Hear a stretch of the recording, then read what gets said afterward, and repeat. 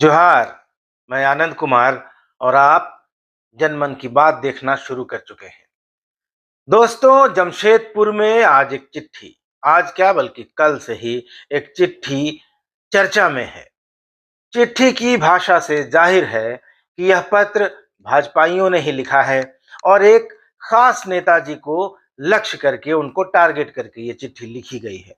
यह जमशेदपुर में भाजपा में जारी अंतर्द्वंद और भाजपाइयों के एक वर्ग के आक्रोश का सबसे मुखर प्रमाण है। और ये आक्रोश जो रामनवमी और उसके बाद कदमा के शास्त्री नगर में हुई सांप्रदायिक घटनाओं के बाद हिंदूवादी छवि के बीजेपी नेता अभय सिंह की गिरफ्तारी के बाद से जारी है और यह थम नहीं रहा है। इस चिट्ठी में 2005 से लेकर अब तक उन नेताजी को उनके कर्मों की याद दिलाई गई है। पत्रकारिता का धर्म कहता है कि समाचार में विचारों की मिलावट नहीं करनी चाहिए, तो मैं जस का तस इस चिट्ठी को आपके लिए पढ़ रहा हूं। बाकी आप समझदार हैं, सब जानते हैं, सब समझते हैं, तो मैं चिट्ठी पढ़ता हूं। उसके बाद बताऊंगा इसी पार्टी के एक और नेताजी की करतूत, जिन्हें रात के अंधेरे में कहीं से निकलते देखा गया था और उसके बाद चर्चा शुरू हो गई। चिट्ठी इस तरह है। प्रिय नेताजी, शायद आपको इस बात का अंदाजा हो कि आपकी चुप्पी शायद ही इतनी कभी प्रभावी रही हो जितनी आज है।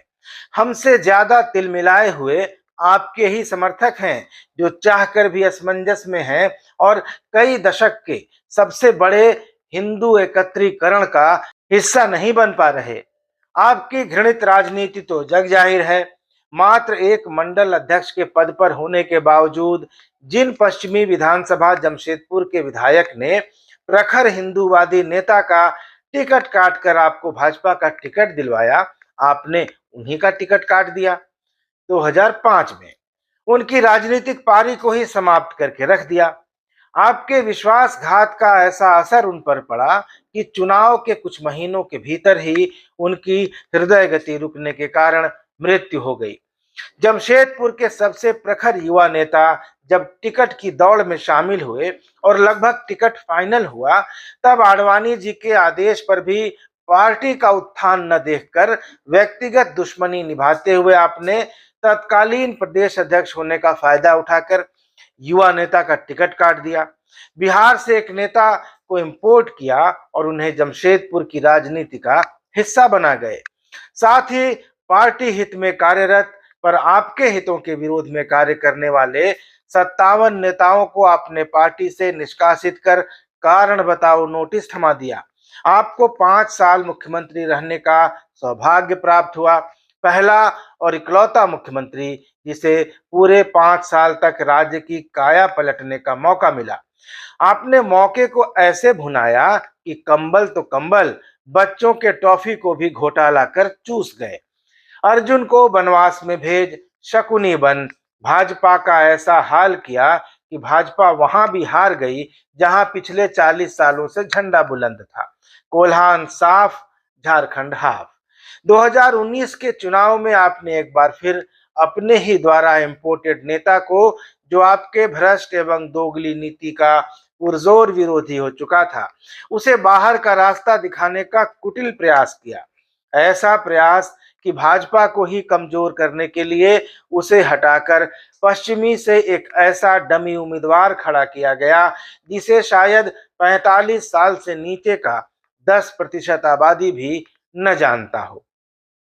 हुआ वही जो आप चाहते थे, डमी हार गए।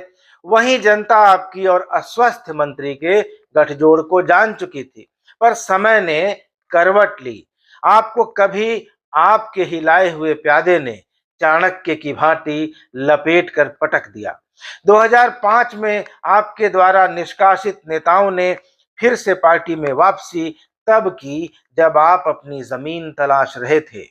आपके साथ दोस्ती का हाथ बढ़ाया, आपको सम्मान दिया, पर आप भी आदिल खान निकले, चले शिवाजी को धोखे से खंजर घोंपने। जो भी हो, आज आपकी वजह से, सिर्फ और सिर्फ आपकी वजह से हिंदू एकजुट नहीं हो पा रहा है। सालों के विरोध के बाद कई युवा एक साथ हिंदूवादी भाजपा के झंडे तले एक होकर कार्य कर रहे थे। आपकी दृढ़ राजनीति ने दूध में नींबू निचोड़ दिया। आज हम आपको बेताल दिख रहे हैं और आप आम जनता को जयचंद। आपके होनहार समर्थक लॉलीपॉप चूस कर बैठे हैं। आपके समर्थन में एक शब्द नहीं निकल रहा। यही है आपका आईना। हो सकता है ये लड़ाई भी आप जीत जाएं, पर इस राजनीति के महाभारत में आपकी जब जंघा टूटी होगी और आप मृत्यु के लिए बिलबिला रहे होंगे, तब गंगा जल डालने वाले शायद सब अपने अपने घोंसलों की तरफ बढ़ चुके होंगे। खैर, आपकी घृणित राजनीति आपको मुबारक। इस धर्म युद्ध में दुर्योधन दुशासन की आवश्यकता भी नहीं है। भाजपा के अदन्य से कार्यकर्ता। इस चिट्ठी के नीचे ये लिखा हुआ है, भाजपा के अदन्य से कार्यकर्ता। तो जमशेदपुर बहुत हद तक झारखंड भाजपा की राजनीति को प्रभावित करता है। इसने झारखंड को दो दो मुख्यमंत्री दिए हैं और कभी भाजपा के चाणक्य कहे जाने वाले और राज्य गठन के समय भाजपा संगठन के सबसे ताकतवर नेताओं में शामिल रहे सरयू राय का कर्म क्षेत्र भी 2005 से जमशेदपुर ही रहा है। शास्त्री नगर की घटना में अपनी भूमिका के बाद आज भाजपा से बाहर रहकर भी सरयू राय बीजेपी की राजनीति को प्रभावित कर रहे हैं। लेकिन शास्त्री नगर कांड से जुड़े इसी हिंदूवादी आंदोलन की कड़ी में एक और नेताजी कल से चर्चा में है। भाजपा की तरफ से इस आंदोलन की कमान अपने हाथ में लेकर राज्यपाल से मिलने वाले नेताजी को कुछ लोगों ने एक रात अंधेरे में जिले के एक सीनियर पुलिस अफसर के घर से निकलते देख लिया। उसके बाद खुसुर पुसुर शुरू हो गई। अब इन नेताजी पर आंदोलन बेचने के आरोप लग रहे हैं। लोग कह रहे हैं कि यह पहली बार नहीं है, नेताजी पहले भी आंदोलनों को बेचने के लिए कुख्यात रहे हैं। इस वीडियो में इतना ही। ये वीडियो कैसा लगा कमेंट करके अपनी राय जरूर दीजिएगा। मिलेंगे अगले वीडियो में। दीजिए इजाजत। धन्यवाद। नमस्कार।